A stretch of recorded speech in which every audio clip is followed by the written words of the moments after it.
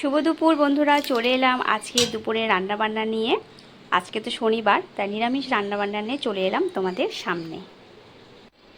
ভাতটা বেড়ে নিয়ে নিলাম, দুটো বেগুন ভাজা দিয়ে দিচ্ছি।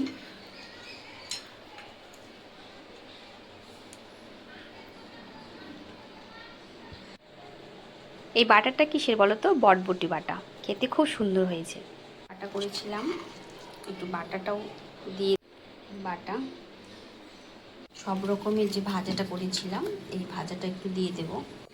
ভাজাটা দিয়ে দিচ্ছি। ভাজাটা খেতে আমার হাজবেন্ড খুব পছন্দ করে, ওকে প্রায়ই আমি ভেজে দিই।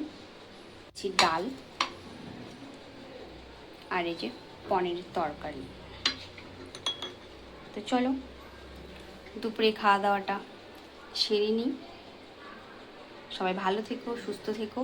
আর দুপুরে তোমরা কে কী খাওয়া দাওয়া করেছো অবশ্যই কমেন্টে জানিও। সবাই ভালো থেকো।